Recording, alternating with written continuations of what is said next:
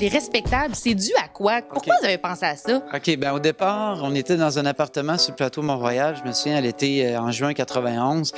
On cherchait un nom. On avait, à un moment donné, on checkait ce qui était dans le garde-manger. On savait plus comment ça. On cherchait vraiment un nom désespérément parce qu'on avait commencé à écrire des tunes dès le premier jour, la première heure qu'on s'est revus parce qu'on se connaissait du cégep. Puis quand j'ai appelé les gars pour leur dire que j'étais à Toronto dans ce temps-là, j'ai appelé les gars à Montréal, je dis OK, je suis prêt à revenir, puis je suis prêt à partir un band à temps plein parce qu'on avait fait des petits essais avant, puis j'étais parti en voyage après ça. Ça, c'est très long à raconter. En tout cas, j'étais parti un an en Europe, aux États-Unis, à Toronto. J'ai travaillé là-bas.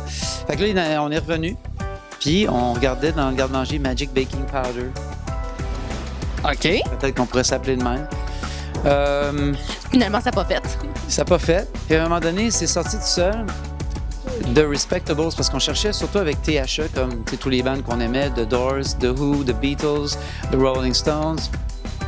Fait que j'ai sorti The Respectables. Évidemment, inconsciemment, ça venait de la tune des Stones sur l'album Some Girls, en 78 à peu près. She's So Respectable. C'est une tune très satirique sur une femme de haute société qui, c'est ça, qui a gravi les échelons d'une façon très Respectable. très respectable. Plus, on s'est rendu compte parce que, tu sais, on est très Spinal Tap. Nous autres, on est de la vieille école. Tu sais, je sais pas si tu connais le film Spinal Tap. Non. Faut que tu écoutes ça. Okay. C'est un faux documentaire sur un band rock qui n'existait pas. Okay. C'est des acteurs américains qui sont mis la tiraille d'un band des années 70-80. Il y a un vrai directeur de film, un producteur de film qui l'a fait avec eux. Donc les gens, au début, il y en a qui n'ont pas tout de suite catché le deuxième degré, pensaient que c'était un vrai band, qui n'avait jamais été connu, qui faisait un comeback, puisque le film est basé sur leur comeback des années 80.